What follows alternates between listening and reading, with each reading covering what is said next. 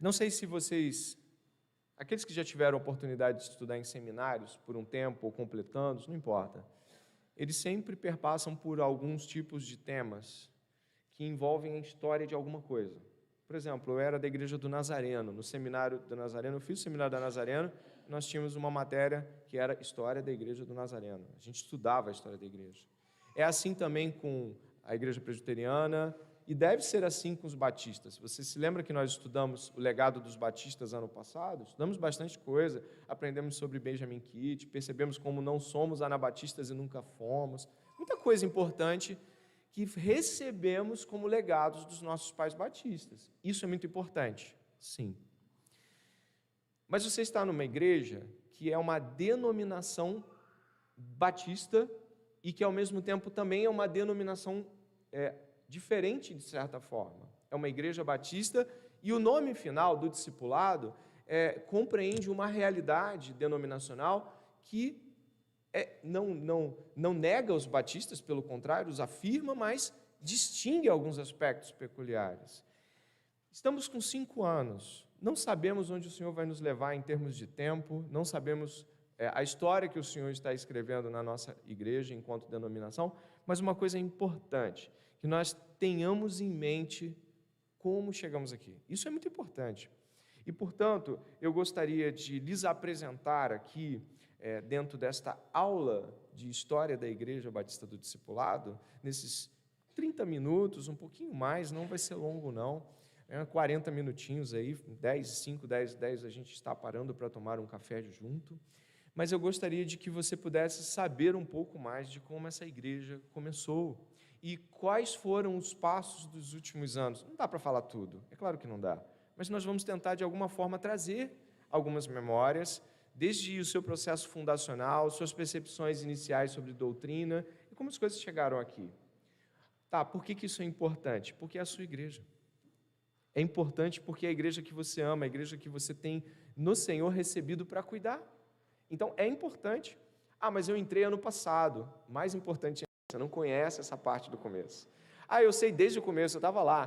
Tá, então você vai ajudar, você vai agregar. É uma aula, não é uma palestra. Então, em algum momento, alguém ali no meio ou no fundo pode perguntar, mas o que vocês estavam pensando nesse momento, quando a igreja estava em andamento? A gente pode falar.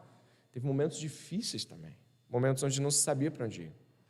Então, talvez você possa contribuir perguntando, ou talvez até colocando, olha, mas teve isso muito importante em 2019, isso foi muito importante. E você pode levantar a mão sim. Tem algumas coisas que vão ficar expostas, mas elas são bem reduzidas em termos da abrangência do que foi isso. Portanto, quando você, enquanto membro da igreja, for perguntado sobre a história da sua igreja, é bom que você saiba, e é importante que você saiba como as coisas começaram, tá bom? Ore comigo nesse momento para que o seu coração possa apreender, guardar essas importantes informações acerca da obra de Cristo nessa igreja local. Pai amado e bendito, louvado seja o teu nome. Nós te glorificamos, ó Deus, porque teu Filho Jesus Cristo entrega a nosso favor, comprou para si um povo. A tua igreja está aqui, comprada com preço de sangue, sangue do justo. E nós, nessa manhã, celebramos a ressurreição de Cristo e o Cristo que trouxe consigo todas as coisas e nos deu todas as coisas, levou cativo o cativeiro e deu dons aos homens. E a igreja está aqui repleta de homens e mulheres, jovens, senhores e senhoras, comprados pelo sangue de Jesus. Obrigado, Senhor. Que neste breve momento de lembrar das passadas anteriores, nós possamos entender como o Senhor trabalha com vasos de barro, Pai. Em nome de Jesus, amém. Bom, eu trouxe aqui para vocês verem quais foram os únicos livros que eu tinha quando a igreja começou. Na verdade, tínhamos. Os irmãos que trabalharam no plantio também não iam além disso muito, não. Então, eu vou mostrar os livros aqui que foram fundacionais para a igreja, ou seja, livros que trouxeram a igreja para o local onde está. 1 ou 2 aqui me marcam pessoalmente, eu os incluí. Bom, esse aqui foi muito importante para a fundação da igreja, A Igreja Intencional, de Mark Dever. Esse livro, eu acho que ele tem a data aqui de quem me deu, foi em 2016, pastor Valdirley e sua esposa me deram esse livro. Eu ainda estava na Igreja do Nazareno. Quando eu li esse livro, a cabeça explodiu. Falei, meu Deus, se isso é igreja, como é que faz para viver isso? Esse livro é muito importante mesmo, tá? E depois eu desço todos e passo aí na sua mão. Também, naquele mesmo 2016, a Trelice e a Videira, que fez parte de tantas discussões sobre como poderíamos fazer para que a treliça servisse a videira, né? Que a instituição servisse ao organismo. Esse livro é muito importante, muito bom, considero ele referencial até hoje também. Esse aqui eu ganhei de um querido amigo, não tem a data, mas meu querido irmão Adonias me deu esse livro, e eu lembro que esse livro fez um barulho muito grande, né? Tim Keller vai e explora vários aspectos de igreja em cidade nesse livro, como a igreja se representa na cidade, e também fala de equívocos, eu me vi em tantos deles, e era um desafio tentar levar a cabo algumas propostas do Tim Keller aqui. Uma Igreja Centrada é um livro muito bom, é um livro que traz uma série de referências, de visões de igreja, né? De como a igreja pode ser e de como ela também não pode ser. Esse aqui, quem me deu foi o Dieguinho. Ele me deu esse livro aqui, tá?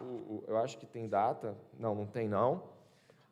Ele falou daquele jeito, olha só, muito difícil, eu não entendi, toma. E aí eu peguei esse livro, em 2015, eu morava em Cabo Sul, e caramba, o que foi ler O Deus que Intervém? Foi um barulho muito grande. E o barulho central é de que ele falava sobre algo que pode parecer um acordo tácito entre nós, mas que Francis Schaeffer leva ao limite do absurdo. A verdade absoluta. Tim Keller também é um herdeiro disso, fala disso também, mas se você pegar os discípulos de Francis Schaeffer, todos eles batem o martelo quanto a não negociarmos a verdade em seu termo absoluto em qualquer cultura. Cristo é a verdade nenhuma, dentre outras. Isso fica muito claro para todos nós, mas ao mesmo tempo, do jeito que ele fala, isso me pegou legal mesmo, esse livro. Até hoje eu fico perturbado. Quando estávamos indo visitar a igreja do Horebe Quaresma, no processo de visitação, que já vai ser mencionado, a Daina me deu esse livro aqui, do Carson e do Keller, sobre louvor e liturgias, e aí tem uns negócios aqui maneiríssimos. Tem liturgia anglicana, liturgia de Calvino, na igreja de Calvino. Nossa, era muito grande, quase 2h30, e credo, 10 mandamentos, tudo era lido, uma coisa assim, enorme.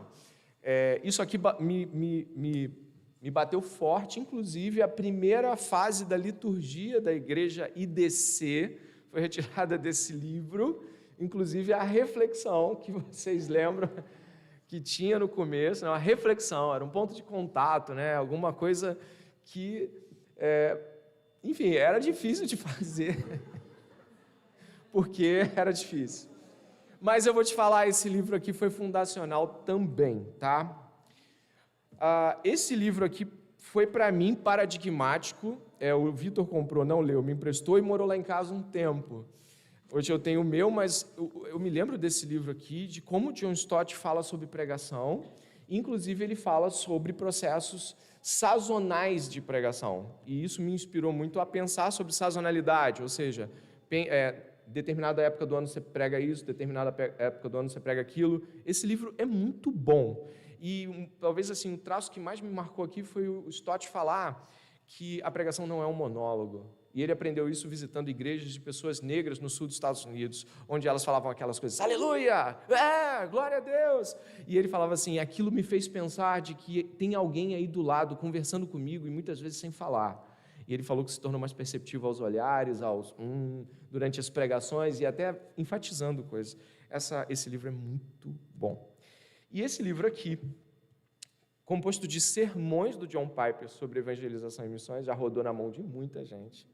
Esse livro aqui, eu já li não sei quantas vezes, e eu vou pregar um sermão, uma reflexão dele daqui a pouco para vocês.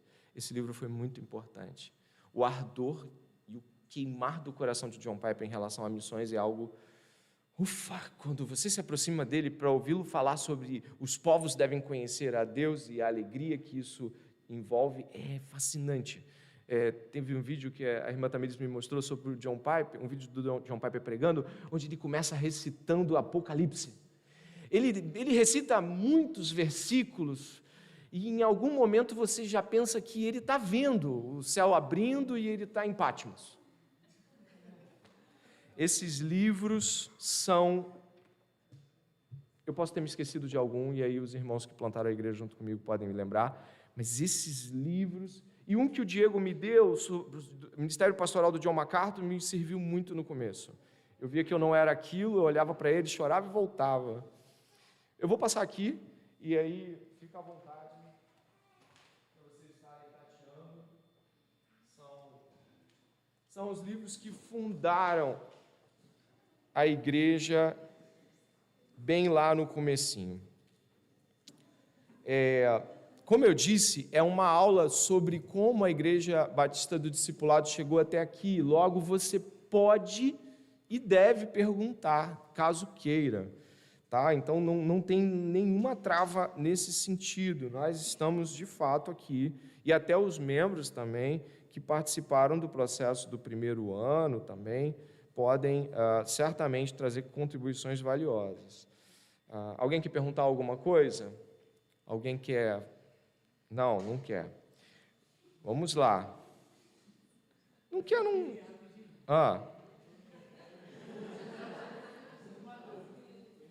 Como foi para o senhor sair dessa realidade da igreja nazarena, uma igreja que é majoritariamente arminiana, para vir para pensar, né, numa igreja reformada? Né? Como é que foi essa mudança doutrinária para o que foi? Botou fogo, né, na parada. Eu acho que a gente pode botar aqui a primeira imagem e eu posso trazer isso como resposta. O que acontece? Eu pertencia a uma seita herética estranha chamada Igreja Cristo Vive, da qual alguns dissidentes estão aqui. E essa igreja falava sobre um tipo de graça que pretensamente poderia ser calvinista, mas de calvinista não tinha nada, e a máxima era uma vez salvo, salvo para sempre. E eu ouvia falar sobre predestinação, totalmente errado, mas ainda assim eu ouvia muito sobre isso quando era criança. Quando eu entrei na Igreja do Nazareno, eu tive um choque muito grande, porque eu acabei entrando em um outro meio. A Igreja do Nazareno, a qual pertencia, ela tinha um viés que caminhava para o pentecostal, mas chegou a margens e beiras neopentecostais, com alguns pregadores que foram levados lá, visitantes, uma coisa assim bem diferente, né? Eu tenho um grupo muito grande aqui, a qual pertence esse passado também, da qual eu não estou zombando, mas de fato, enfim. Aí o que acontece? A igreja não apresentava a doutrina arminiana com eficácia, apenas pretensamente arminiana. Tudo bem até aí? Entendeu? Só que o que acontece? Ali pelos idos de 2014 para 2015, eu fiquei interessado em entender por que essa doutrina arminiana não era exposta. E aí comecei a ler, me interessar bastante, adquiri livros, ganhei livros, e li bastante sobre arminianismo. Dei aula de EBD sobre arminianismo. E entendi melhor o ponto de vista, já logo de imediato me desfiz da ideia arminiana wesleyana, da qual eu achava um completo absurdo, coisas como inteira santificação e coisas assim. Então, esse eu acho que foi um primeiro passo de desraigamento. E abracei o arminianismo clássico, o conhecido arminianismo de 4 pontos. O quinto ponto, a perseverança dos santos. Armínio não teve tempo de discutir, é o que diz os teólogos, mas, de fato, ele morreu cedo. E aí, o que aconteceu?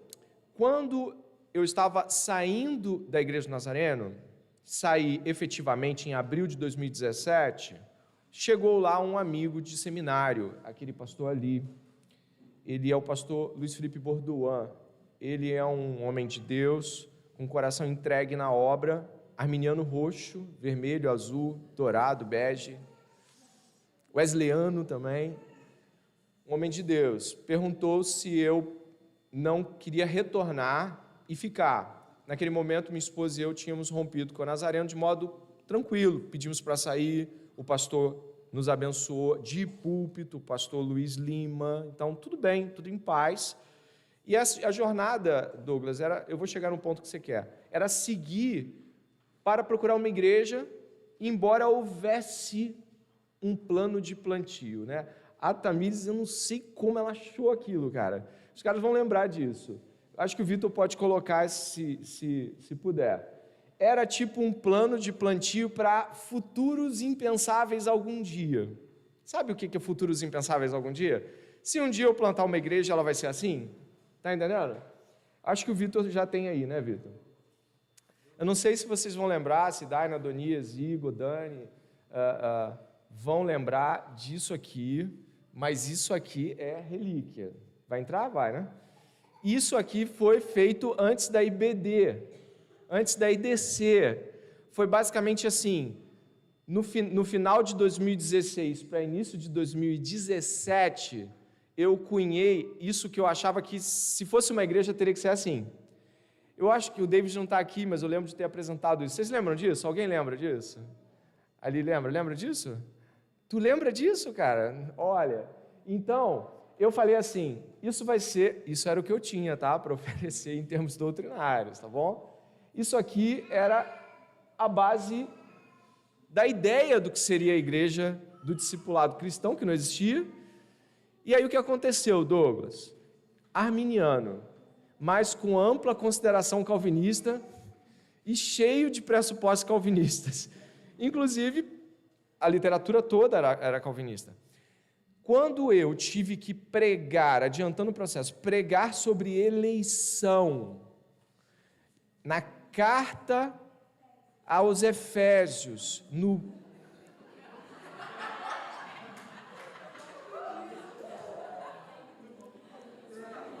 Book Café. E aí eu me lembro de ter tido um troço. Eu fui visitar o David, que estava lá naquela perna dele.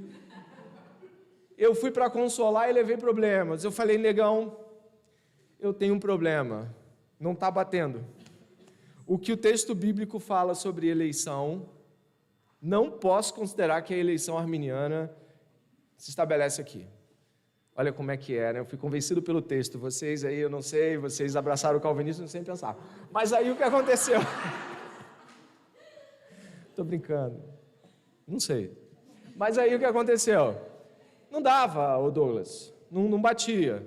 A eleição não podia ser corporativa. A eleição não podia ser nele, apenas no eleito. Quem está no eleito está salvo. Se você não está no eleito, você não dava. Aquilo ali era mais amplo. O próprio termo eleição, no arco bíblico, ele aponta para uma escolha monergista de Deus. E aí, rompeu. Aí a casa caiu. Hã? Que conversão, rapaz? E aí, não teve jeito. E eu vou te dizer, eu acho que todo mundo aqui, se já fez esse comparativo, percebe que o arminianismo clássico guarda aspectos do calvinismo de modo muito expressivo, mas se você desarma o ponto da eleição, ou você tira a questão da graça irresistível, que melhor seria a graça que não dá para resistir porque Deus é bom demais, não é irresistível apenas porque Deus, como os arminianos gostavam de falar e gostam, Deus te verga e Ele te obriga. Não é bem assim, não. É quando a luz do Evangelho se revela, é impossível não receber a Deus. Aí o que acontece? É nesse ponto, nessa virada de chave, tá? Eu acho que o Bucafé serviu com 3 viradas de chave muito grandes. A questão da exposição de Ruth, onde nós aprendemos como o Evangelho pode ser exposto no Velho Testamento. Gálatas, a exposição a Gálatas, que foi uma exposição violentíssima do ponto de vista do Evangelho, 2017 para 2018, primeiro semestre, e a exposição de Efésios, elas foram difíceis para mim, porque eu tive que romper com tradições internas, né? Conversão não, rapaz. Entenda bem, era um homem de Deus. E aí,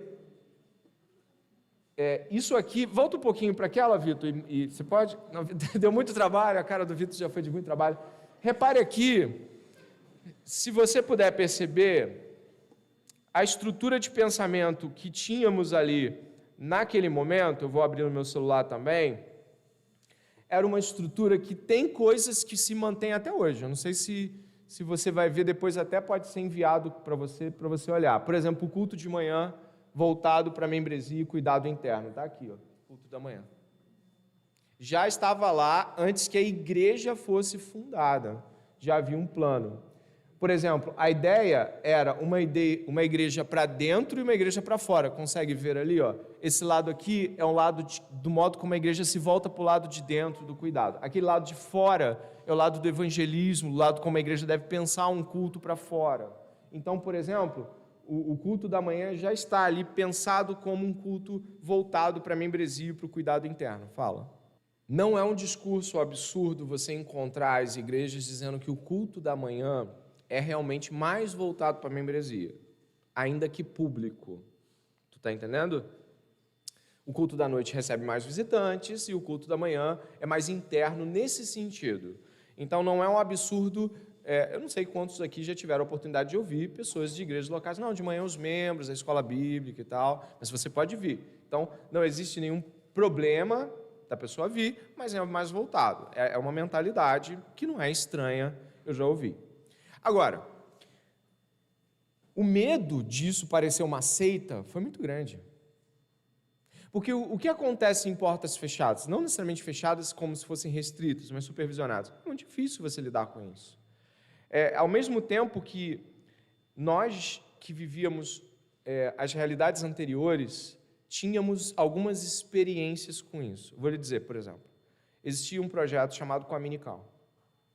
Esse projeto era aberto, quarta-feira, como o Jopac era, e alguns aqui pertencem ao Jopac, pertenceram. Então, aberto. Depois a Coaminical, as pessoas começaram até se converter lá também, né? Ser trazidos pelo Senhor ali. E aí, foi necessário fazer discipulado com essas pessoas, porque elas não tinham igreja. E aí surgiu um grupo de discipulado chamado Didaquê. Esse grupo de discipulado Didaquê, Euler, ele tinha uma mentalidade parecida com o nosso culto de manhã. As pessoas precisavam ter determinados tipos de postura para fazer parte, não era aberto, era mais fechado. Então, o Didaquê representava um olhar de, poxa, a gente precisa de um tempo só para cuidar do povo sem outros virem. Porque o problema não é as pessoas virem, quando elas vêm, você tem que cuidar do povo e delas. É natural. Então, muito medo disso não dar certo. Muito medo disso ser julgado erroneamente.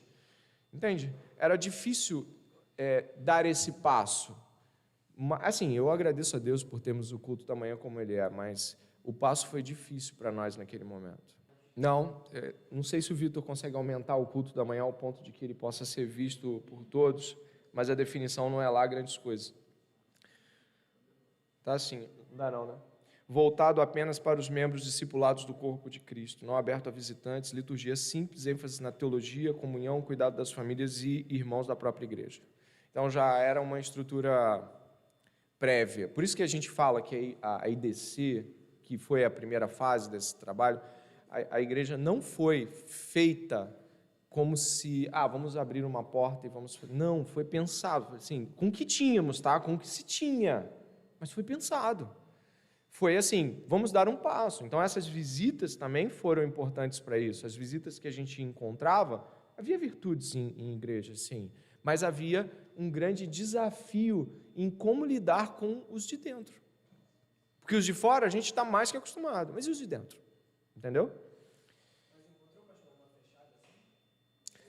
Se encontramos uma que não faz anúncio público e que não convida as pessoas, claro que não.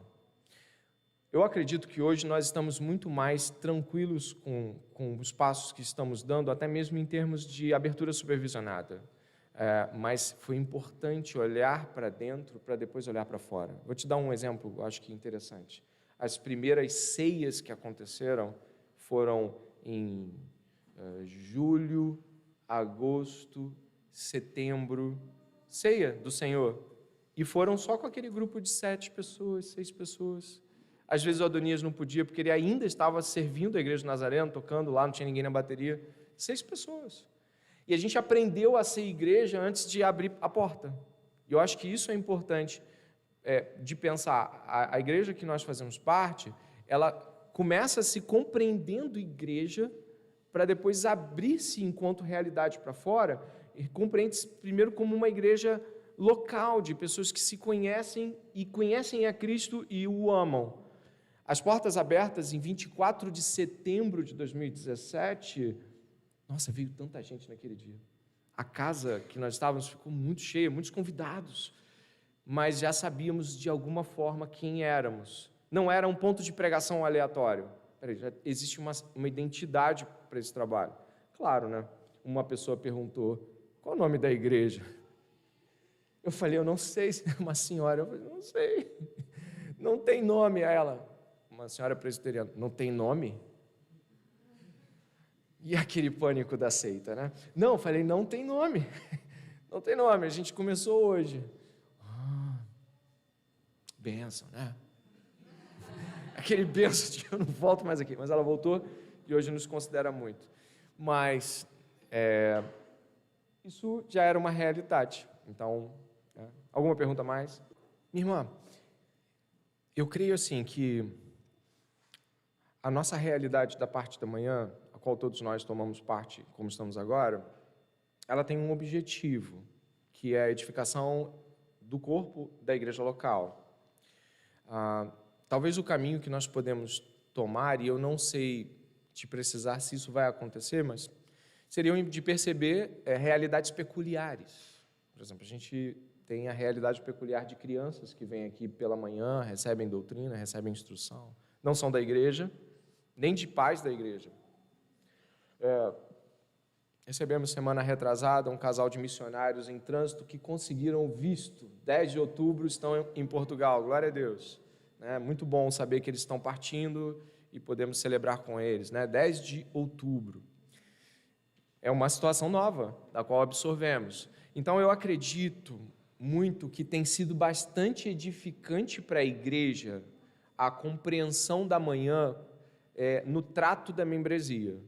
E isso não significa que o Senhor possa ou queira fazer coisas que são distintas da que fazemos. O Senhor é o dono da igreja. Mas ao que se vê, o resultado, sem ser pragmático, mas o resultado na vida da igreja local é de vida, é de mudança de perspectiva de igreja, que para muitos era o local de culto e hoje é família. Também é estar cultuando, mas é família de Deus. E eu acho que o domingo de manhã traz essa sensibilidade. Eu não estou de chinelos para mostrar que a gente está normal. Eu estou em casa. À noite, estamos mais na vitrine e precisamos nos posicionar de uma maneira mais polida. Então, eu acredito que seja algo da parte do Senhor que estamos vivendo. Se o Senhor desejar mudar, assim disse o Senhor, está ótimo, não tem problema, tá bom? Eu vou passar e voltar para aquele slide. Então, havia muita preocupação, havia muito medo de que as coisas pudessem não ser desenvolvidas do modo como, enfim, nós imaginávamos. E é claro que desse slide aí muita coisa mudou também, sem dúvida nenhuma. Mas eu fui aquilo ali foi no início de setembro, só para você ter uma ideia. O pastor Borduan já havia me abençoado pessoalmente, minha família, dizendo, eu apoio, eu quero ajudar você a estar indo na direção. Ele orou comigo, isso foi mais ou menos ali junho, abril, maio para junho, ele orou comigo e falou assim, mas eu acredito que você precise deste envio externo. Eu falei, mas eu não sou mais da Igreja do Nazareno. Sim, mas eu acredito que você precise ir até o púlpito e ser enviado. Não sei se vocês estão entendendo. Aquela proporção de envio clássico visual que aconteceu aqui. Eu preguei nessa noite, falei sobre discipulado, preguei sobre discipulado, e houve um envio formal, um envio com letras garrafais. E isso foi muito importante, porque as pessoas que estavam na Nazareno e desejavam vir para o trabalho também puderam ver algo legitimado naquela comunidade. Isso não significa pacificado. Legitimado não é pacificado. Você quer ver? Quem aqui era da Nazareno quando eu saí de lá? É só você olhar para trás, para frente, para os lados, Obrigado. O barulho era grande. Isso fora os que não entraram na igreja, que também saíram. Não estão aqui, mas também saíram para ir para esse trabalho. Não ficaram. Alguns estão voltando nessa direção, como o Diego, né, o qual citei aqui, mas agora está em processo de visitação. Né? Então, não foi fácil, mas Deus deu a graça de irmos nessa direção. Quando o pastor Borduan percebeu que a tomada de posição da igreja era uma posição reformada, ele deixou bem claro que não poderia mais apoiar uma posição dessa forma. Ele não amaldiçoou, mas não tem como. Eu sou um pastor de uma denominação diferente, não vai ficar fácil para mim. Eu tenho essa carta até hoje. É uma carta de siga, mas eu não tenho como ir com você. Até então, ele estava me tutoriando como pastor. Bom, seguimos a jornada, sem cadeira, sem mesa, sem nada. A gente não tinha nada absolutamente, nada absolutamente. O Bucafé, né, acho que tem imagens aí, eu vou botar ali as imagens de visitas, né, um pouquinho para cá. A gente ali com o Josemar Bessa, não é? Cadê? Ali. E aqui embaixo com uma visita que a gente fez, aquela é filha da Simone, né, e do Oreb. Eu acho que tem mais alguém ali da família deles, não. Mas eles foram muito gentis e acolhedores conosco. Visitamos a igreja presbiteriana lá, que eu não sei onde é o local, mas a gente visitou. Eu lembro de algumas visitações. Oi? Maria da Graça. Continuo sem saber, porque eu me lembro pouco de como foi. Mas foi uma visita muito peculiar, muito interessante. Tomamos ceia, ouvimos uma disciplina eclesiástica. Gravamos o nome. E aí a gente teve mais certeza sobre o culto da manhã ser reservado, porque a disciplina foi na nossa cara assim. Eu falei, ui, caramba, peraí, como é que faz? Aquele senso de para que lado eu olho. Tudo muito bíblico, tudo muito correto, mas diferente, claro, de aspectos da qual propunha ser a igreja que já estava então em curso. Visitamos a Bola de Neve. Bola de Neve aí. Igor estava nessa, né? Igor e Daina. Foi uma experiência bem diferente. Esse vídeo, é claro, é um vídeo interno. Foi uma experiência muito peculiar. Dançamos muito, as crianças se alegraram muito. Parecia muito com um show de TV. Essa era a impressão muito clara, assim, entrava, as pessoas eram tipo, como o pastor entrava, assim, e a gente olhava, era assim, eu gosto de rock, eu sei como entra, entendeu? Foi diferente, muito ruim. Visitamos 2 vezes a igreja do pastor Miguel em Juscelino, foram boas experiências. Ganhamos o catecismo de Heidelberg, foi muito bom mesmo. A gente aprendeu, por exemplo, o lance de comer no final do culto, a gente pegou deles. Né? Legal, aquela janta que não dava nenhum trabalho. Não dava nenhum trabalho aquela janta, né?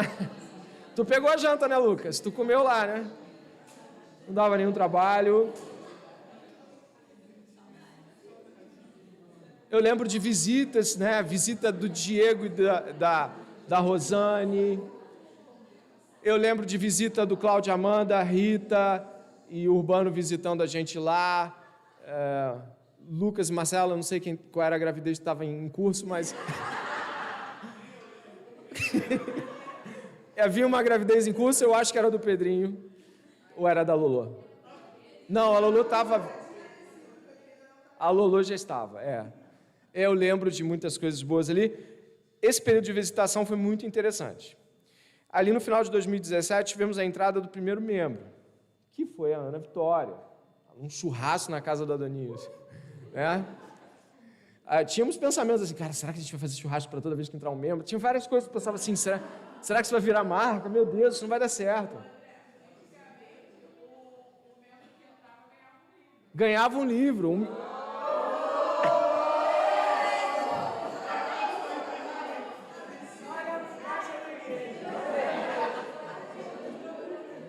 Podemos pensar num cupom de desconto da Amazon.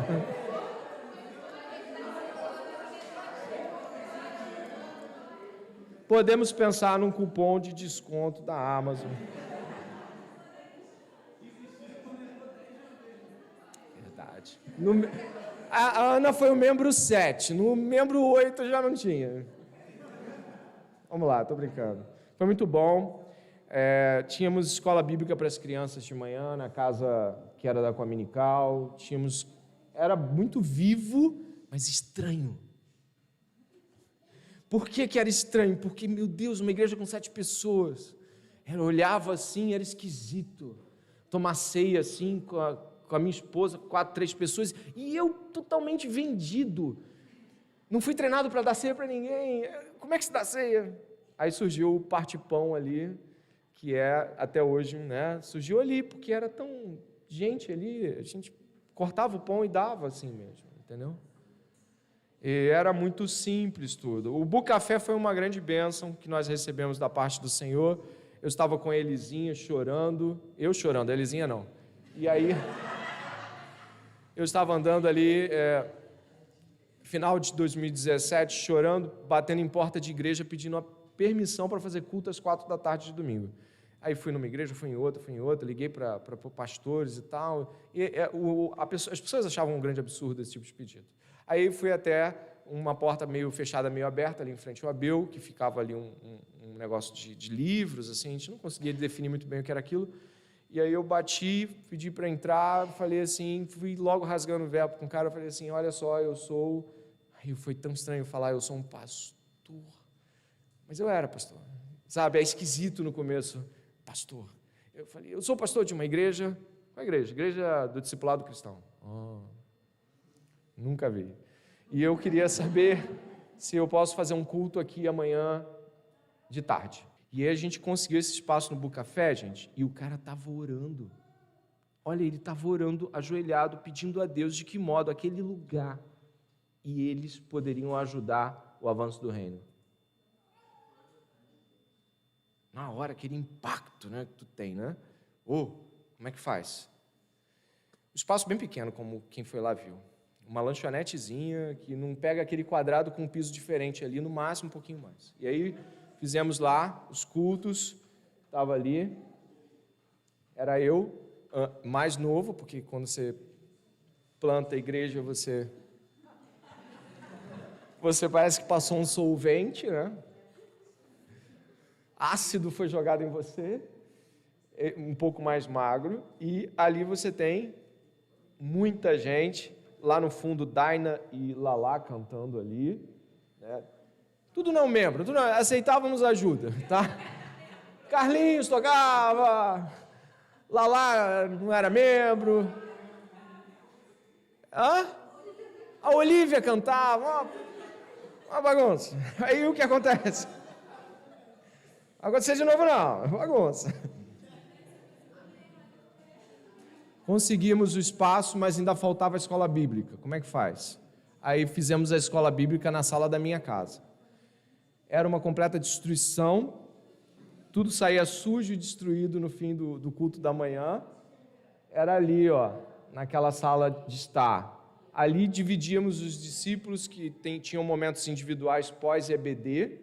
Né? A primeira leva de ensino foi Gênesis. Né? Tem até a primeira aula que a irmã Tamires deu, de Nefesh. Né? Nefesh, o sopro, um negócio lá. E aí, seguimos com Gênesis por 1 ano e meio. Ninguém aguentava mais, com todo respeito à Escritura. Por quê? Não era uma boa proposta pegar um livro bíblico do tamanho de Gênesis e estudar por 2 anos quase. Não funciona para EBD. Não dá. As pessoas já queriam uma nova fase, e ainda estava em José. Foi bom, mas ao mesmo tempo, não funciona.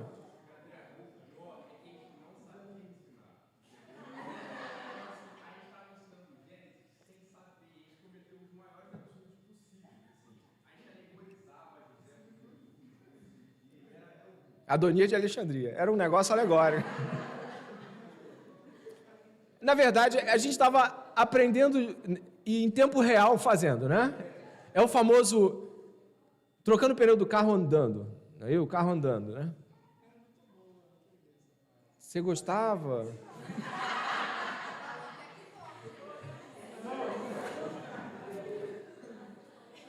Você gostava? Vamos conversar depois? Olha aí. Uma alegoria que ele fez para o sucesso. Como alcançar o sucesso? Fala, Ana. Dica literária também, que era um momento onde a gente recomendava um livro. Hã?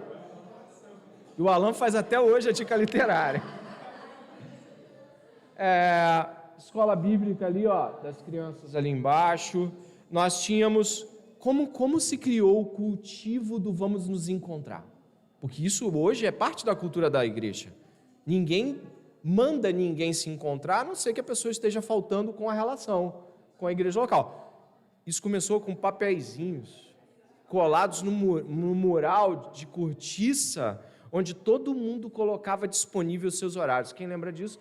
Botava assim, horário, eu tenho a quinta, eu tenho não sei o quê, eu tenho não sei o quê. E esses papeizinhos que estão ali, eles eram o referencial. Então você pode quinta, eu te encontro quinta. Isso gerou um cultivo relacional voltado para essa ideia aí.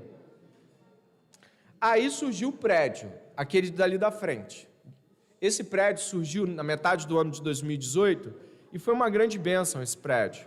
Naquele momento, nós já estávamos bastante preocupados com algumas coisas, como qual confissão abraçamos. Aí, fizemos no conselho um megazord de confissões,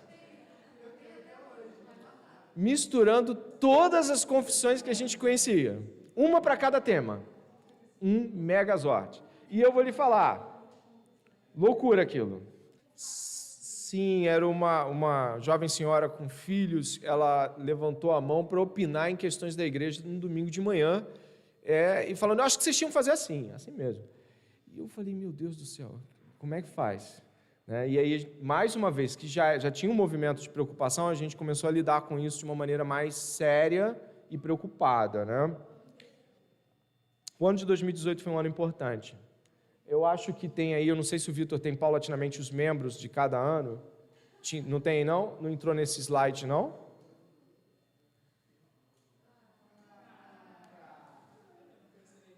Olha lá a confissão.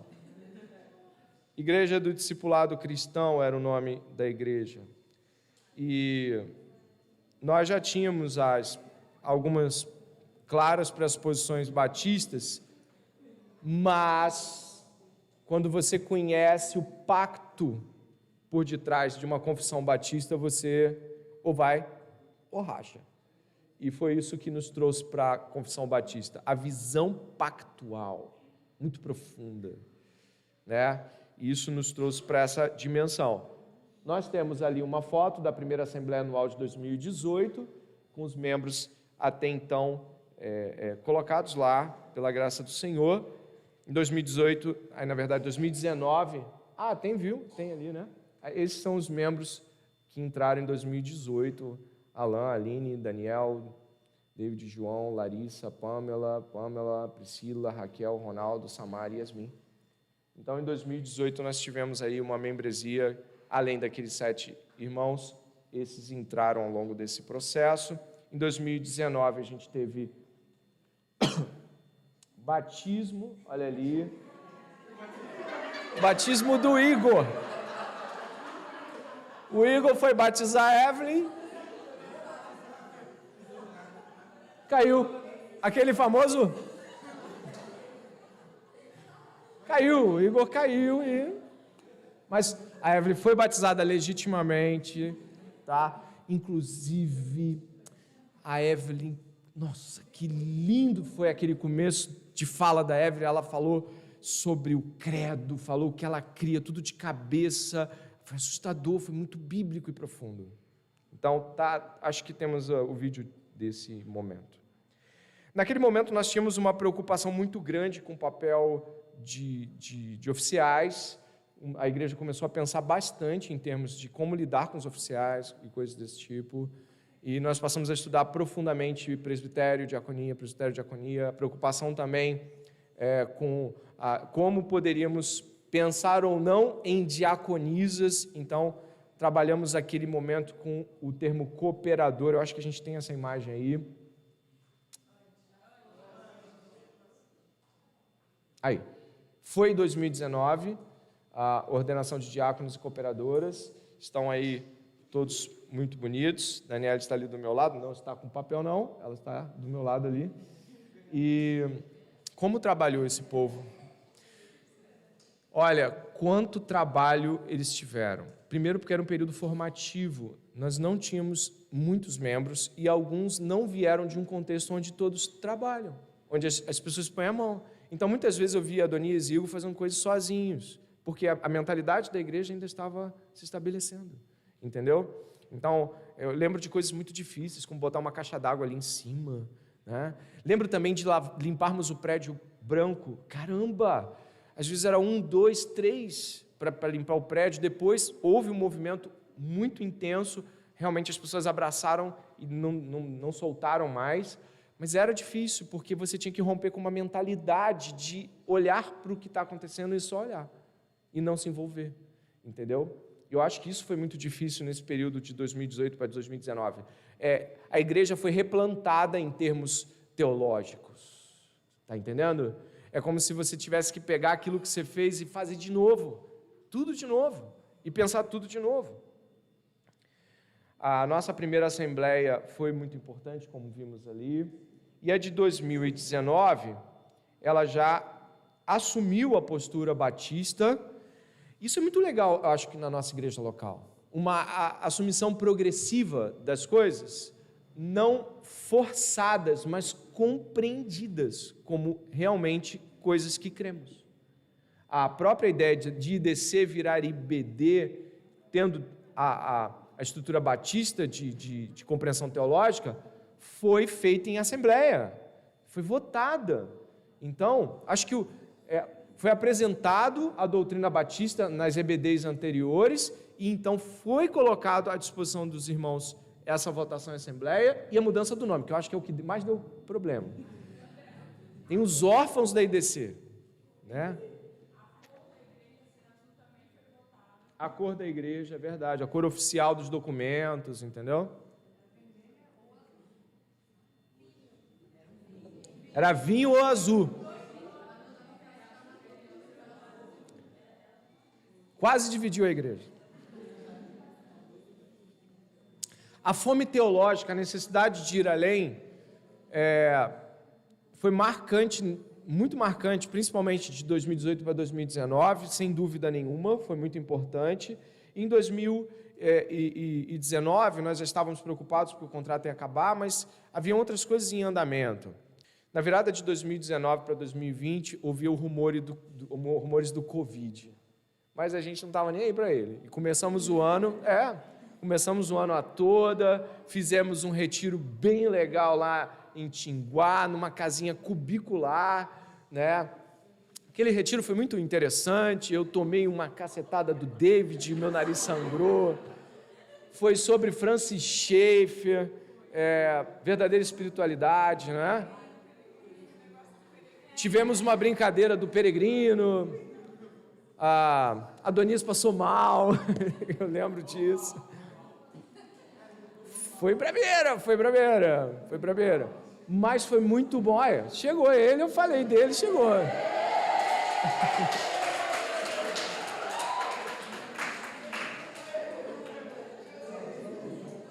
E aí,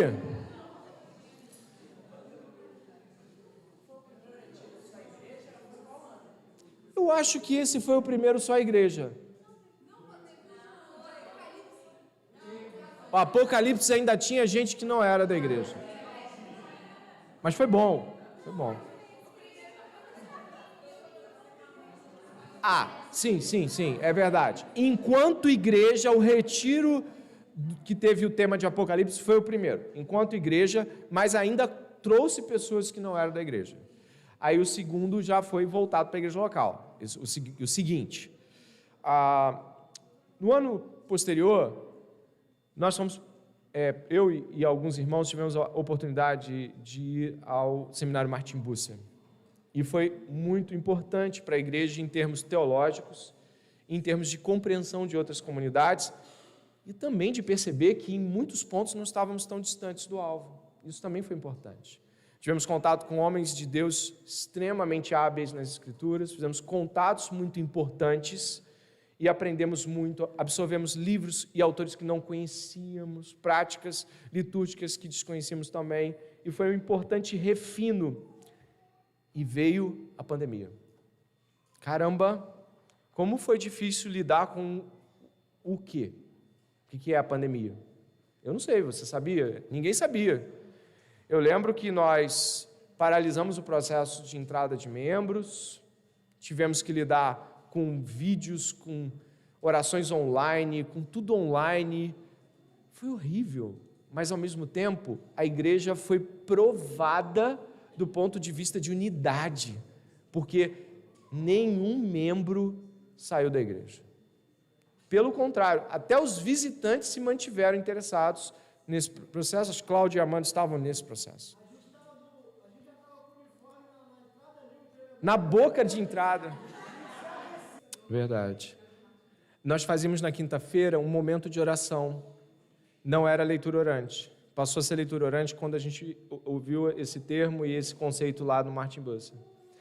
A pandemia e esse processo doloroso com esse ex-membro, que se arrastou bastante também, foi muito difícil, mas quão diferente foi? Por quê?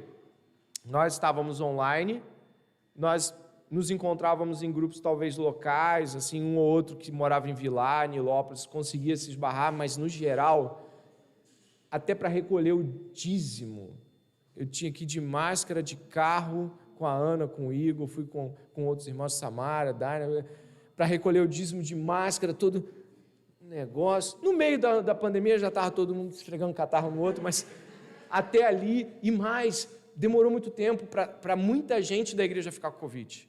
A primeira foi a Pan, que ficou lá arriada, a gente nem sabia, achou que era uma super gripe. Não, a Daina foi a segunda, a terceira. A Pamela ficou muito ruim. E depois foi ficando. Aí surgiu uma live. Eu e a Daina fizemos uma live tocando música e falando de música. Na semana seguinte, Vanessa Belmonte, Larissa Flamarion. A Larissa, para a Larissa, 1/3 do mundo ia morrer, cara. Líder, não podemos ter mais culto.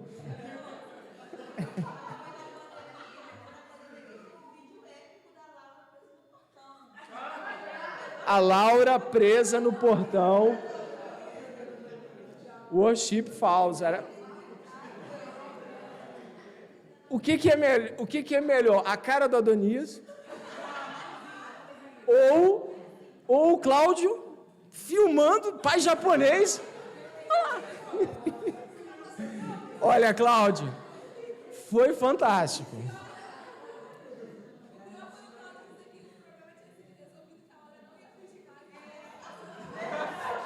Ele estava falando da fuga da Laura antes, né? A Laura não vai mais fugir.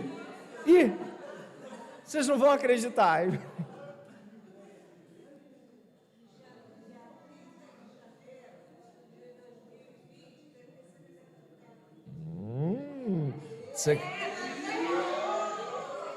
Secretaria não... A secretaria não para. Acho que a gente vai apresentar ali no final. E muitas pessoas tiveram a oportunidade de conhecer a gente de longe. Não é verdade? Jonas Madureira, Emílio Garófalo, Estênio Márcios, Saião, Igor Miguel, a pastora Áquila, Ariovaldo Júnior,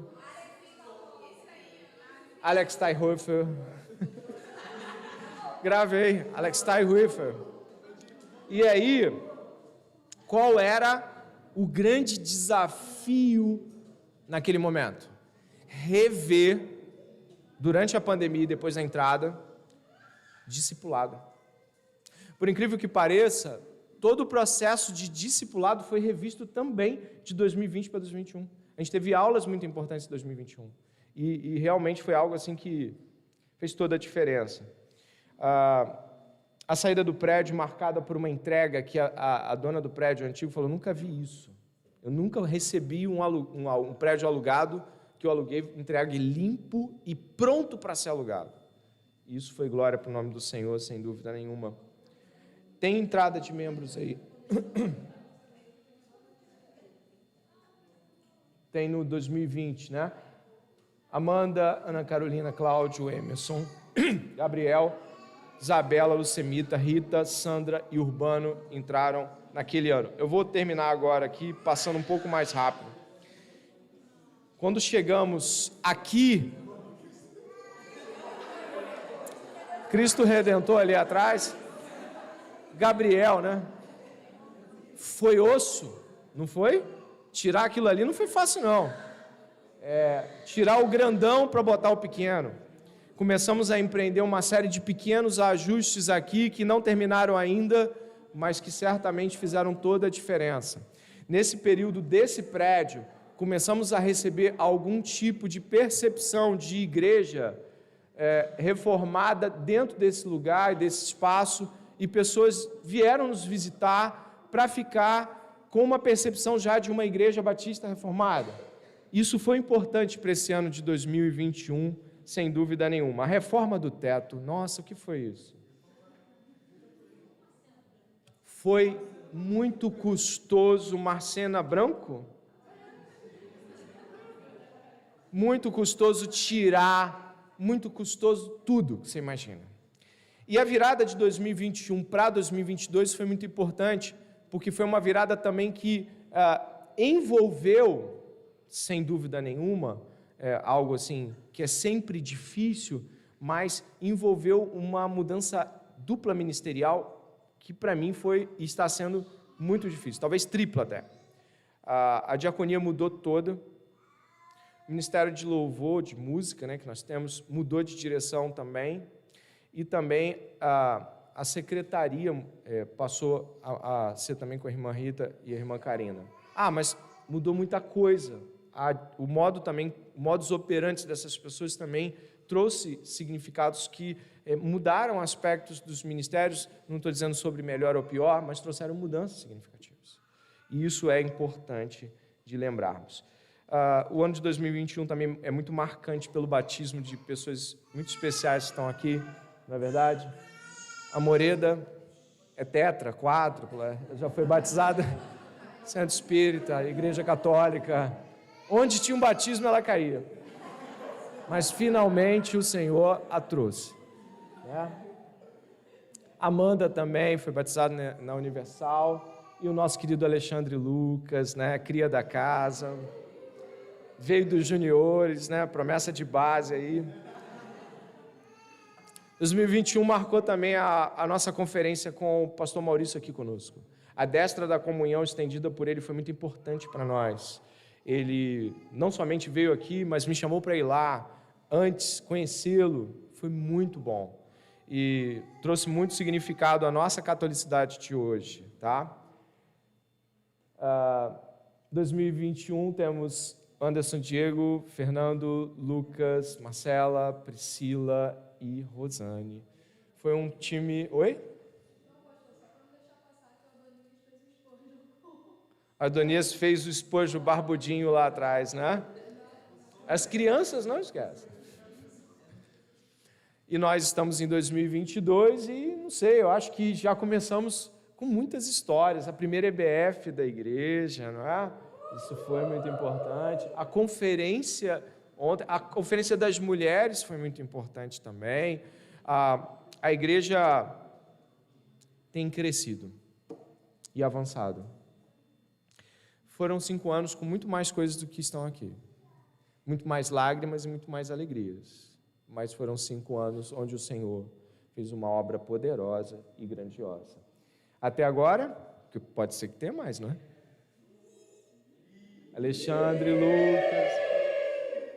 Lucas, Caroline Melo, Douglas, Jonas, Luci e Thaís estão conosco. Graças a Deus. Continua. Aquele que começou a boa obra, fiel para terminar. Tenho certeza de que o coração de todos nós está aquecido com tantas lembranças. Não houve possibilidade de colocar mais. Extrapolei o tempo e peço perdão. Mas agradeço a Deus por cada momento que o Senhor nos deu nesses últimos anos. Não sabemos para onde vamos, mas sabemos bem quem é o nosso capitão. E podemos ter certeza de que o Senhor, que estava fazendo uma obra nessa igreja local, continuará a fazer. Amém? Eu gostaria que você orasse nesse momento comigo em agradecimento a Deus. Gostaria que você falasse: Deus, muito obrigado, né? Como o Alcino falou ontem aqui para mim. André, eu sei que você pode achar que você está num lugar bom, normal, mas André, isso era tudo que eu queria que tivesse em Caxias, onde eu moro. E doeu. Eu não conheço Caxias todo, eu tenho certeza que ele não pode ser todo abrangente, tá bom? O que eu vou guardar aqui não é uma fala que exclui igrejas boas que tem em Caxias, não é isso. Mas o que ele quis dizer é: vocês têm muita coisa aqui. Vocês têm muita coisa. Ele falou com um tom de pesar, de agradecimento, mas também de peso.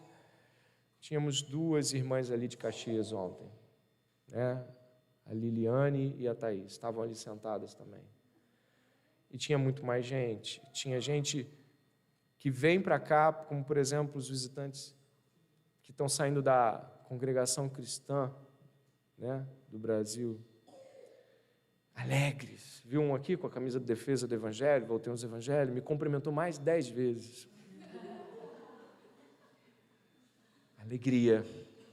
Alegria em conhecer essa família, que transborde no nosso coração também. Oremos. Pai, te damos graças. De um modo misterioso, o Senhor tem usado vasos de barro, quebradiços, simples. O Senhor é realmente um Deus poderoso. Ao olhar o resultado desta obra, 5 anos depois, podemos dizer: até aqui nos ajudou o Senhor. Pai, te agradecemos por cada momento onde a palavra foi pregada com fidelidade. Te agradecemos por cada salvação revelada aqui. Te agradecemos porque o Senhor nos consertou de erros que poderiam ser cruciais para a derrocada dessa igreja. Te agradecemos porque o Senhor nos protegeu dos ataques de Satanás. Te agradecemos porque o Senhor restaurou famílias. O Senhor restaurou relacionamentos quebrados. Te agradecemos porque em cada momento em que achávamos que não dava, o Senhor foi à frente. Te agradecemos por cada pessoa que nos visita hoje, que sabemos que é atraída pelo Teu Evangelho. Bendito seja o nome do Senhor. Te pedimos que durante os próximos anos, os próximos episódios que vamos entender dessa história que o Senhor está escrevendo, te pedimos para que o Senhor nos permita participar. Te pedimos para que o Senhor nos permita ser melhores do que fomos, mais entregues, orando mais, lendo mais a Bíblia, amando mais os irmãos, defendendo, Senhor, o Evangelho do Reino. Que muitos mais venham. O desejo do nosso coração é que o reino avance e que a igreja local seja esta base, essa embaixada, esse quartel-general do reino. Ajuda-nos, Pai, a não errarmos no que já erramos e a melhorarmos no que já aprendemos. Ajuda-nos, Senhor, a expandirmos com plantios, com outras igrejas em outros locais. Amplia-nos, Senhor, a visão. Desperta homens e mulheres de Deus aqui para as missões, Pai. E de todas as formas, a qual te agradecemos, bendizemos e continuamos a depender. E assim, em nome de Jesus oramos. Amém e amém. Aplaudam o nome do Senhor.